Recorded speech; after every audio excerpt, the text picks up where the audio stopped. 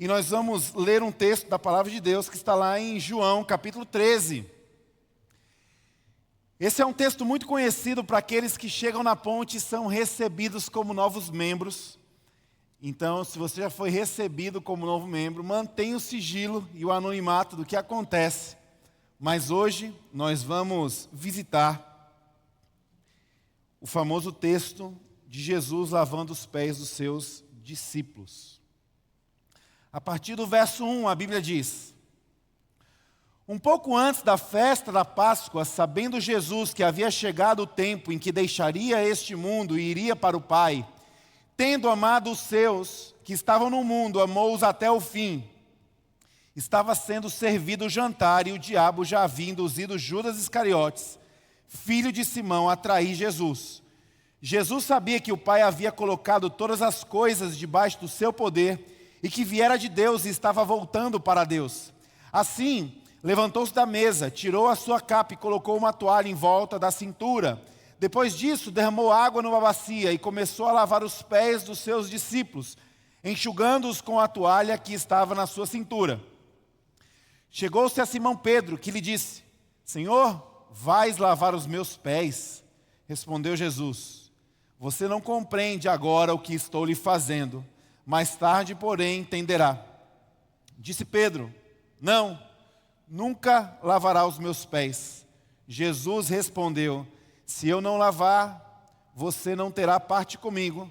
Respondeu Simão Pedro: então, Senhor, não apenas os meus pés, mas também as minhas mãos e a minha cabeça. Jesus respondeu: quem já se banhou, precisa apenas lavar os pés. Todo o seu corpo está limpo. Vocês estão limpos, mas nem todos. Pois ele sabia quem iria traí-lo e por isso disse que nem todos estavam limpos.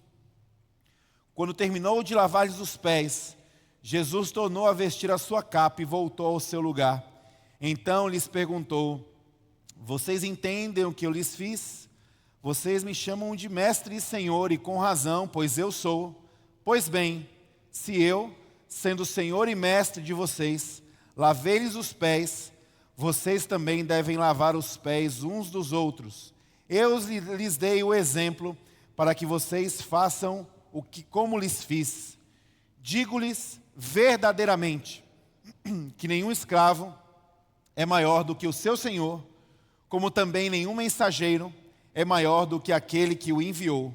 Agora que vocês sabem estas coisas, felizes serão se as praticarem. Quero convidar você a curvar sua cabeça, a fechar os teus olhos. Vamos orar juntos.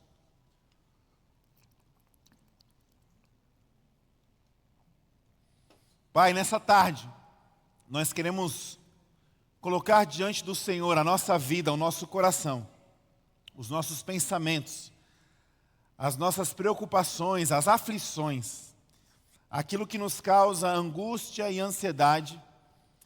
Nós queremos apresentar ao Senhor, não como algo para ser resolvido, Senhor, mas especialmente como algo que não nos tire a atenção deste momento, como algo que não evite com que a semente da Tua palavra possa ser plantada e ela venha a brotar nos nossos corações. Eu oro para que essa palavra venha sobre nós com poder, especialmente para aqueles que se sentem desanimados na fé, aqueles que estão temerosos, aqueles que andam preocupados e angustiados. Que essa palavra, ela fale aos nossos corações. Eu oro dessa forma, em nome de Jesus. E a ponte diz: amém.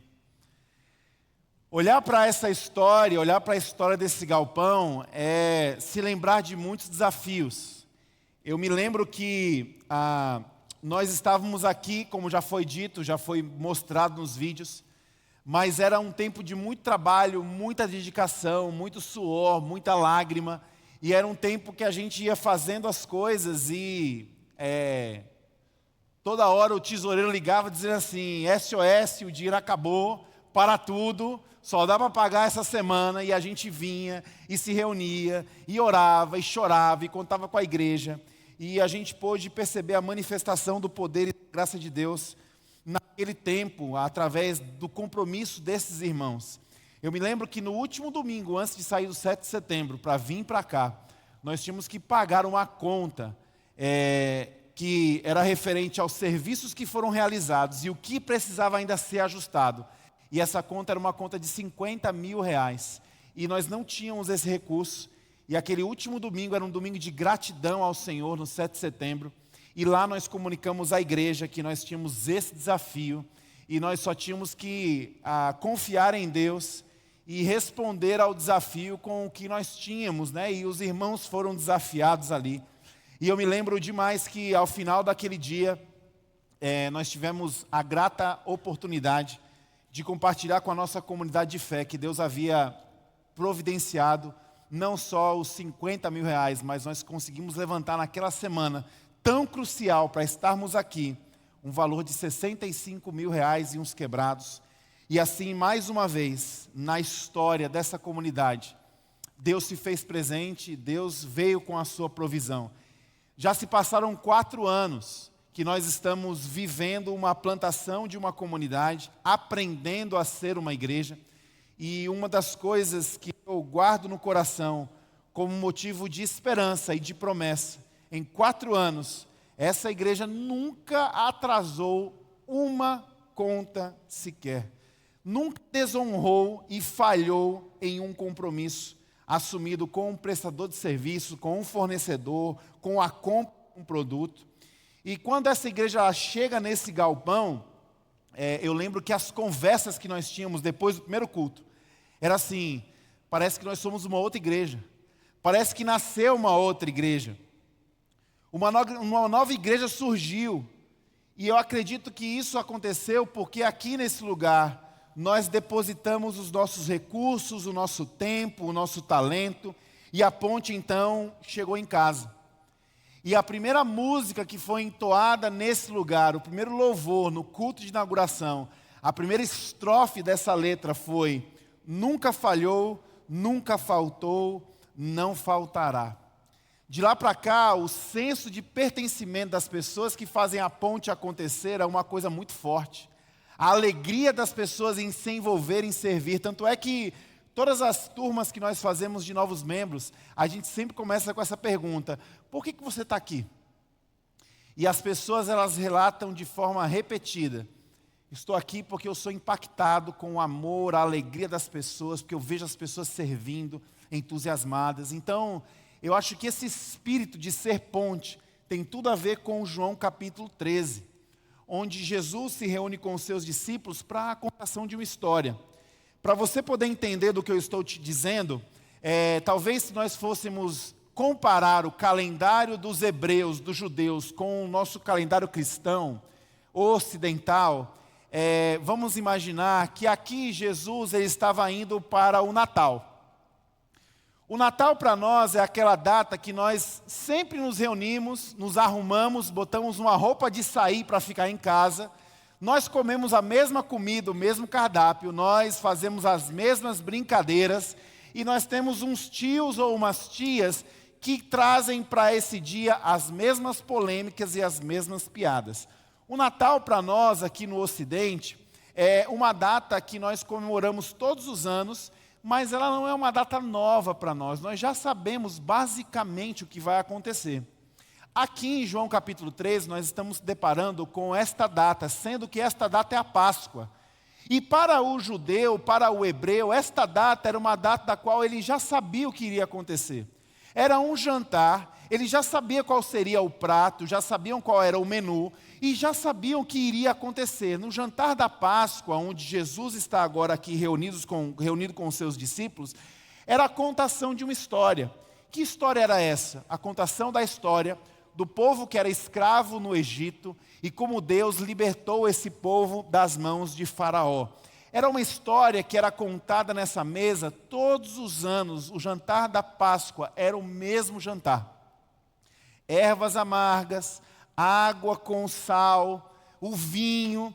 E enquanto a história ia sendo contada, as pessoas que estavam ao redor da mesa, elas iam comendo alguns alimentos que se lembravam dos sentimentos acerca daquela história. Exemplo, Naquela mesa havia uma mistura de maçã, mel e canela e castanhas. Uma mistura disso. Eles comiam aquilo para se lembrar da argila que era utilizada nas edificações do Egito. Haviam ervas amargas, eles comiam dessas ervas para se lembrar da amargura, do trabalho duro. Eles tomavam a água salgada para se lembrar das lágrimas. Então, toda Páscoa era a mesma coisa, a mesma contação de uma mesma história. Eu não sei quem aqui é fã de cinema, fã de séries.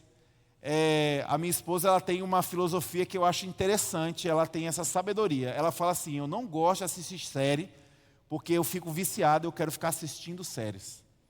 Tá certo, é sabedoria. A segunda sabedoria, eu não gosto de assistir série, porque eu fico viciado, e quando acaba a temporada eu fico... Que desgraça é você ir para um filme, para um cinema, e no auge do filme, o filme acaba sem desfecho, e só assim continua. Que desgraça. É aquele final que não fechou. Que desgraça é você sair desse cinema e você pegar o celular e dizer assim, quando é que vem o 2? Aí a pessoa diz assim, continuação confirmada para 2037. Aí você pensa assim, por que raios eu fui assistir esse primeiro filme em 2025? Eu vou esperar 12 anos. Que desgraça é você encontrar uma série que você maratonou ela todinha, para chegar no final e você descobrir que não acabou. E a temporada 2, 3 ou 4 só vem daqui 4 anos. Que desgraça. Ao mesmo passo, que alegria muitas vezes nós temos a gente abrir o nosso aplicativo de série e descobrir, a gente não estava nem esperando, mas descobrir que a nova temporada chegou. É bom demais, não é não? A gente abria assim, pá, chegou a nova temporada, não estava nem lembrando, que maravilha que é, não é? Por que eu estou usando esse exemplo? Porque aqui Jesus, ele está nesta mesa, inaugurando, lançando uma nova temporada. Na contação dessa história, que era a mesma história ao longo dos anos, eu não sei se você gosta de fazer isso, mas eu tenho alguns filmes que eu assisto todo ano. Eu já sei o filme, já sei como vai ser o final, já sei até algumas falas decoradas, mas é tão bom e eu assisto todo ano. Jesus aqui estava fazendo isso, contando uma mesma história, mas nesse jantar de João capítulo 13, ele inaugura uma nova temporada com os seus discípulos. Na contação dessa história, acerca de uma revelação de quem Deus é. Quem é Jesus nessa mesa? Jesus é o protagonista e ele tem um objetivo muito claro e definido, e preste atenção nisso. Jesus é a referência de quem é o Pai. Jesus também é a referência de quem nós devemos ser enquanto seres humanos. Em outras palavras, para que você possa compreender de forma muito clara, se eu e você, nós não temos uma caminhada muito íntima e próxima de Jesus, a consequência desse distanciamento é que nós não teremos clareza acerca de quem é o Pai, e nós não teremos clareza acerca de quem nós somos. Pior do que você lidar com um filme que acabou e vai ter uma continuação, é você assistir um filme que você não entende absolutamente nada. Sem Jesus, nós não conseguiremos compreender quem é o Pai. Jesus disse isso, eu sou o caminho, a verdade e a vida, e ninguém vem ao Pai a não ser por mim. Atos vai falar sobre isso. Jesus é o único meio pelo qual os homens poderão encontrar salvação. Não há como nós termos a referência correta de quem Deus é, se nós estivermos distanciados de quem é Jesus e de uma relação com este Jesus. Jesus é a referência de quem Deus é. Mas Jesus também é a referência de quem nós devemos ser. A Bíblia nos mostra, à luz de um panorama, que o homem que fora criado imagem e semelhança de Deus, ao se perder no Éden, ele não se perde somente de Deus, ele se perde do outro, ele se perde de si mesmo.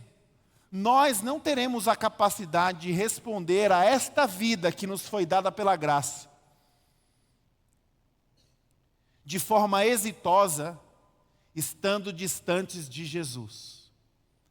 Jesus, então, aqui está na mesa, contando sobre a história de Deus.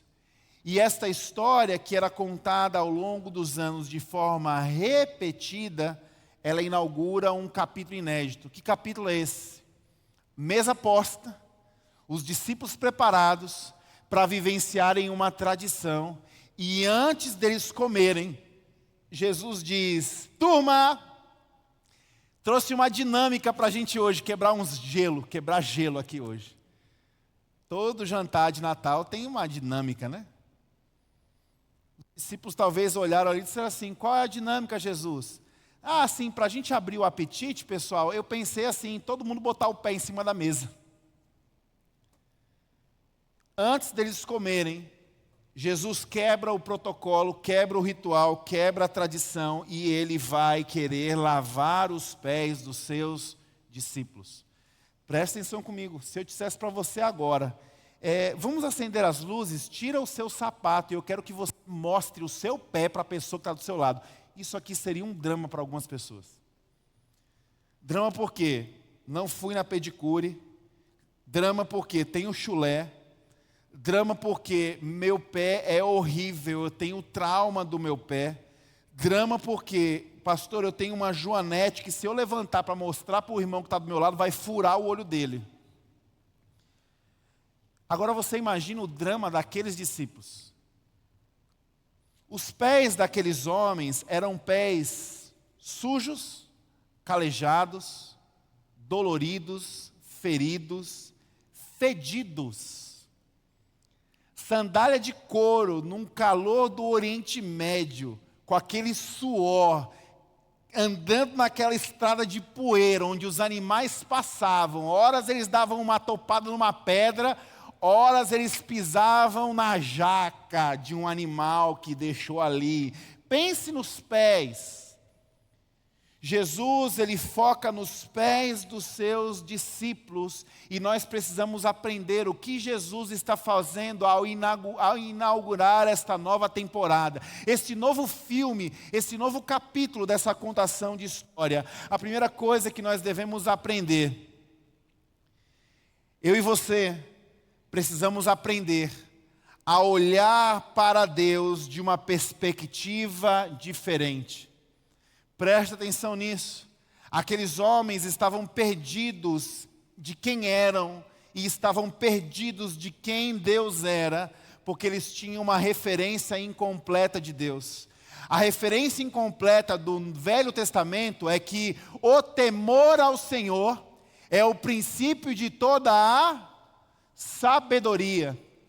Por que eu estou me referindo a isso como uma referência incompleta? Porque aqueles homens, eles tinham o costume e o entendimento de olhar para Deus de cima para baixo.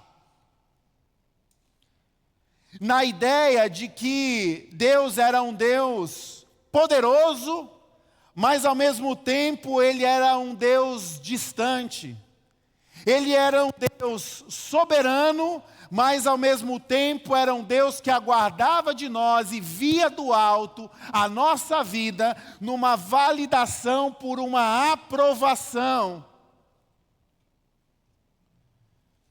Jesus, quando ele vai tocar os pés dos seus discípulos, sendo uma referência de quem Deus é, Jesus está nos ensinando a completar a nossa perspectiva e a nossa ótica do entendimento de que um Deus que é Pai não pode ser somente visto de cima para baixo, mas ele precisa ser compreendido também de baixo para cima. Jesus não está querendo ser somente reverenciado. Jesus está querendo se conectar com os seus discípulos. Jesus não está revelando um Deus que espera somente de nós atos bons, perfeitos e uma boa moral. Jesus está representando um Deus que conhece as nossas falhas, os nossos defeitos e os nossos pecados. E mesmo nos conhecendo assim, Ele decide tocar naquilo que ninguém quer tocar. Ele decide fazer aquilo que ninguém quer fazer. Ele decide olhar para onde ninguém está olhando. Jesus, ele troca a sua capa por uma toalha. Isso é curioso. As roupas, as vestimentas, elas também têm um significado bíblico interessante. José, por exemplo, quando ele foi traído pelos seus irmãos, um motivo de muita raiva dos seus irmãos era que esse menino, ele tinha uma roupa diferente dos demais. Quando nós olhamos para Jesus ensinando a parábola do filho pródigo, nós nos deparamos com a ideia de um Deus que, quando recebe o seu filho de volta, ele muda a roupa do seu filho. Apocalipse nos diz que no momento dos novos céus e nova terra, nós também seremos revestidos de um novo corpo e de novas vestes. Jesus está agora usando desta ideia da capa, onde ele troca aquilo que é status, aquilo que é motivo de admiração, aquilo que é motivo de dizer, você é diferente de mim. Jesus troca esta capa por uma toalha. Ele troca o símbolo de status por um símbolo de serviço. Porque aquele povo, na contação dessa história, precisava compreender que Deus é o Deus revelado, que embora Ele é soberano e poderoso, Ele não está distante. Embora Ele seja o Deus que tenha um destino para nós, e o seu caminho é perfeito, eu e você, quando nós venhamos a tropeçar e cair no meio deste caminho, Ele é aquele que não está com a pompa, com a capa, dizendo, ih, caiu aí, eu queria até ajudar, mas assim, né? Olha como é que eu estou. Nós estamos diante de um Deus sendo revelado que tira a sua capa, pega a sua toalha para dizer, não importa o que você fez, não importa onde você se meteu, não importa com o que você se sujou, não importa se o seu pé é feio, a sua joanete, se você está ferido, não importa se está fedendo, não importa se você está no fundo do poço, eu não estou nem aí para a minha capa, eu estou trocando a minha capa por uma toalha, porque o meu maior objetivo é me conectar com você. E se você me olha somente de baixo para cima, aliás, de cima para baixo, você não compreenderá a profundidade do meu amor. Então inverte a sua perspectiva e completa a sua ótica. Aprenda a me olhar de baixo para cima, como alguém que está aqui para servir você, para cuidar de você, para abençoar você, para aliviar o seu fardo, para curar as suas feridas. Essa história começa a ser inaugurada dessa forma bem diferente. Pés, me deem os seus pés. Jesus trocando a capa pela toalha. E aqui nós podemos fazer um paralelo também sobre a religião e o evangelho. Nós vivemos um país que é muito religioso, e quando eu digo religioso, eu não quero trazer aqui nenhuma etiqueta ou rótulo para protestantismo, catolicismo, espiritismo. Eu quero colocar esse rótulo nos nossos corações enquanto seres humanos, e nem me interessa qual é a sua religião ou denominação. Aqui nós podemos perceber uma grande diferença entre religião e evangelho. Religião se preocupa com o que está em cima da mesa. Religião se preocupa com o que está aparente. Religião vive no esforço de valorizar o que está na superfície à medida que esconde o que não está bem, o que não está bom, o que não é legal. Religião nos ensina a abafar os nossos problemas, dilemas e pecados, e abafar isso com uma indumentária, com um rito e com um dogma, onde nós aparentemente estamos bem resolvidos, mas internamente nós estamos apodrecidos. Jesus entendia muito bem disso, tanto é que ele questionou e confrontou os religiosos da época. Qual que é a diferença da religião para o evangelho? é que a mesa, enquanto a mesa da religião ela é sustentada numa falsa moral que serve para esconder as nossas mazelas, a mesa do Evangelho é sustentada sobre a graça de Deus.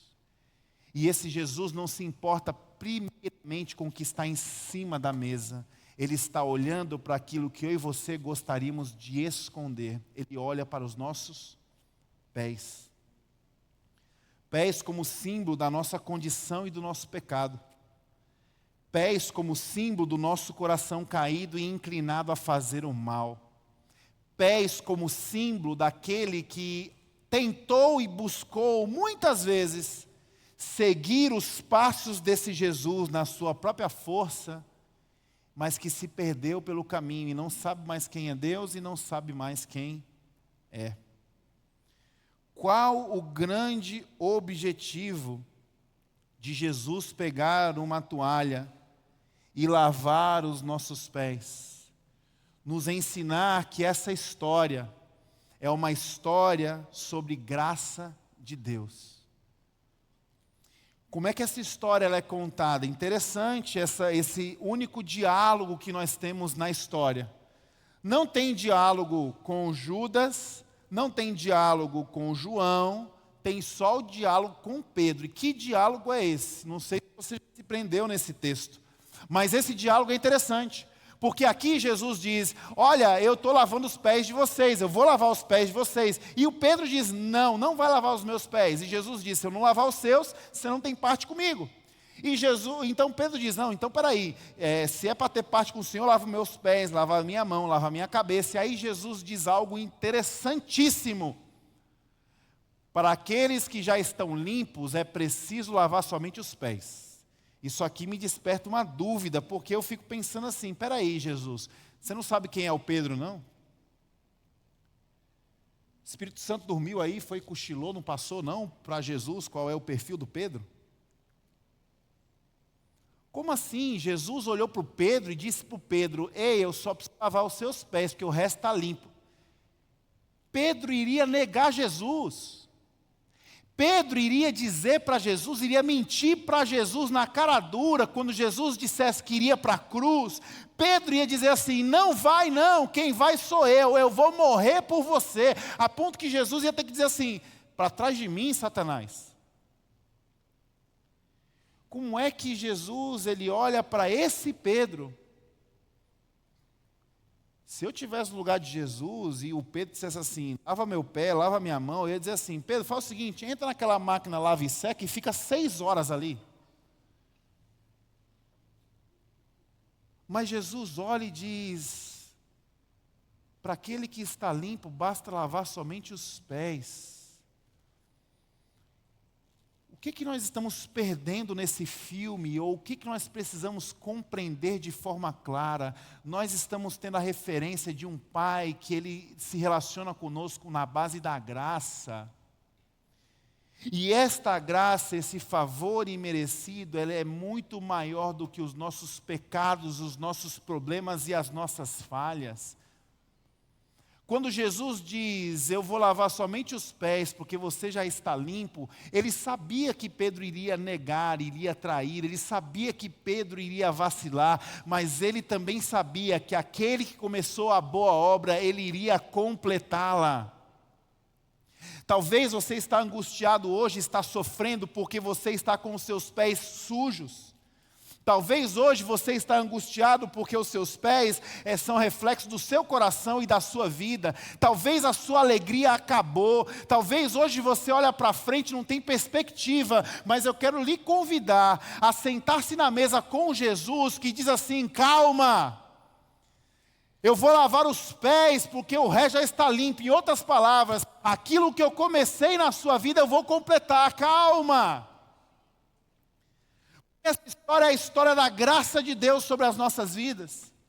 E o grande objetivo do servir. Por que Jesus, ele nessa contação, serve os seus discípulos? E por que ele diz, agora que vocês viram o meu exemplo, façam vocês também o que eu lhes fiz. Por que Jesus pega essa toalha e entrega na minha mão e na sua mão? Ah, porque eu vivo aqui uma lei de débito e crédito. Não, porque assim, né? Se Jesus fez por mim, agora chegou ali, pagou o preço por mim, não existe almoço de graça, então eu tenho que pagar o preço por alguém. Eu entendi, eu caí na pegadinha do Jesus. Por que que Jesus, ele entrega essa toalha na minha e na sua mão? E ele nos chama a servir como parte da nossa identidade. Eu creio que ele nos entrega essa toalha na mão e nos chama para servir e lavar os outros pés. Porque da mesma forma que Jesus é a referência de quem Deus é como Pai, ele também é a referência de quem nós devemos ser. E eu creio que nós somos chamados a pegar essa toalha, a lavar os pés de outras pessoas, a servir outras pessoas.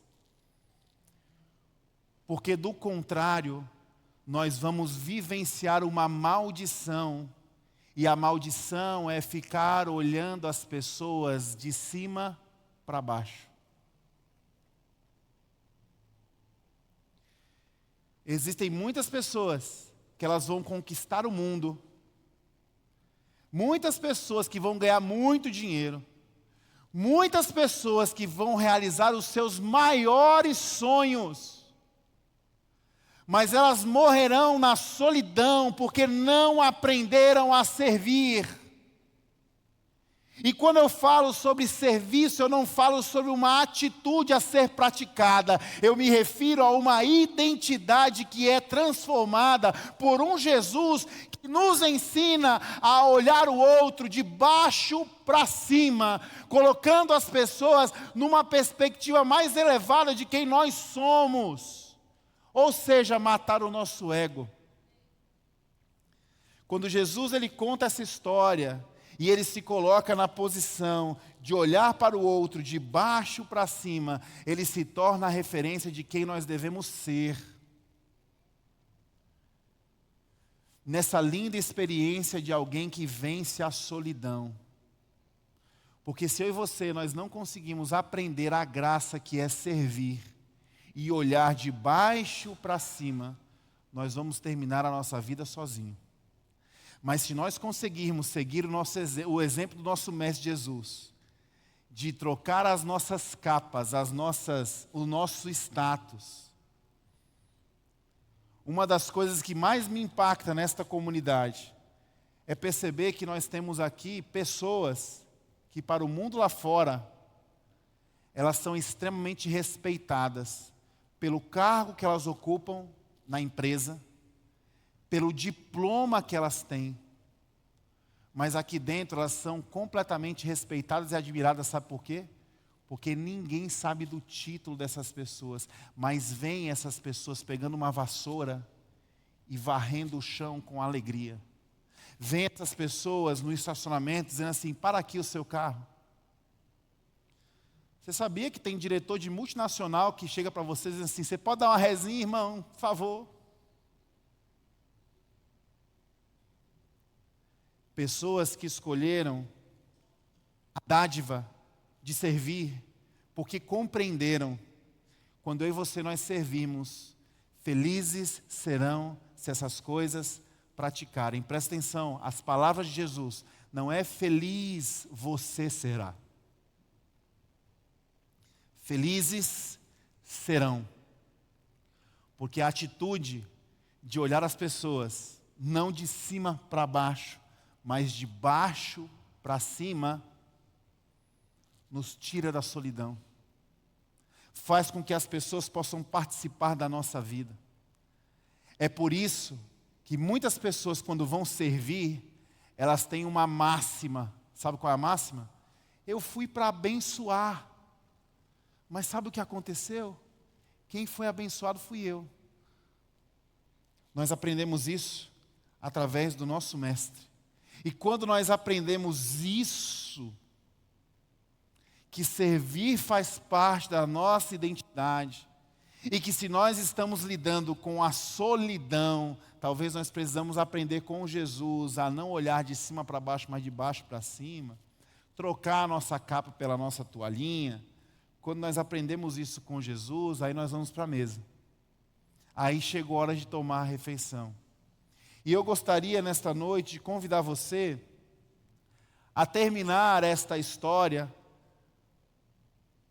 que é baseada em fatos reais, esse filme, essa história, tendo o momento de partilhar do pão, tendo o momento de compartilhar do suco de uva que representa o vinho, tendo a chance de poder cear. Eu não sei quanto tempo você vem na ponte, não sei quais são as suas tradições religiosas, não sei qual é a teologia que você foi ensinado, mas na nossa igreja, de forma muito, muito leve e tranquila, nós compreendemos que a partilha do pão e do cálice, ela não é exclusiva. Então, quando eu falo e convido você a participar desse momento, eu não estou falando somente com quem é membro da ponte. Porque a mesa do Evangelho, ela é sustentada pela graça de Deus. Quando eu convido você para cear, eu não estou falando somente com quem é batizado. Porque nós não temos um amparo bíblico suficiente para dizer que isso aqui é coisa só para quem é batizado. Nós não temos amparo bíblico para isso. Aliás, o Pedro, quando tomou a sua ceia, eu sou capaz de arriscar que ele nem era convertido. Nós também não encaramos esse momento, e você não é convidado a este momento, a participar desse momento, se a tua vida está reta. Porque eu quero te levar a pensar assim, irmãos, se a matemática for essa, se eu só puder participar dessa refeição, se eu estiver perfeito, primeiro, essa refeição não é partilhada na mesa da graça. Segundo, se eu estiver com a minha vida perfeita para poder participar dessa refeição, sabe quando eu vou participar disso? Nunca. Pastor, mas não tem aquela história de tomar indignamente do cálice e poder morrer? Eu não quero morrer não, pastor. Então o convite é: ajeite a sua vida. O convite é: não corra da mesa, corra para a mesa e encontre na mesa de Jesus graça. Porque antes de querer dividir um pão com você, Jesus quis tocar nos seus pés, na sua perdição, na sua dor, na sua angústia, no seu pecado. Então, se hoje você não está se sentindo bem e você se sente indigno, se você reconhece que a sua vida tem muita coisa a ser ajeitada, com os olhos da fé e com humildade no coração, receba isso como um convite de Jesus, dizendo: pois filho, sente aqui,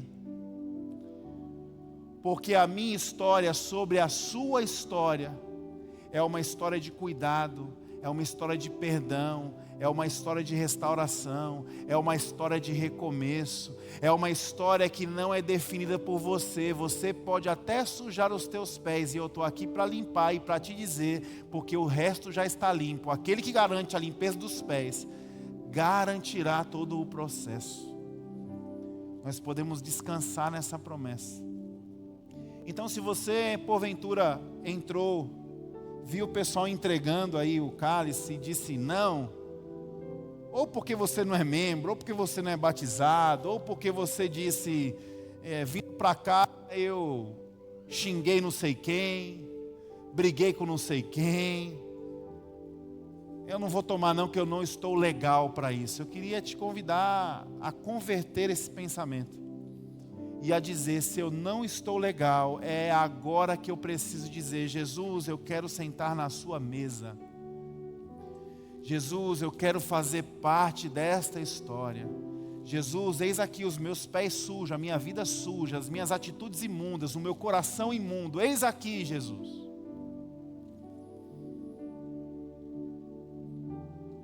Talvez é o momento de você tirar a sua capa, a sua vaidade, o seu status, a sua embalagem e dizer: Senhor, lava-me.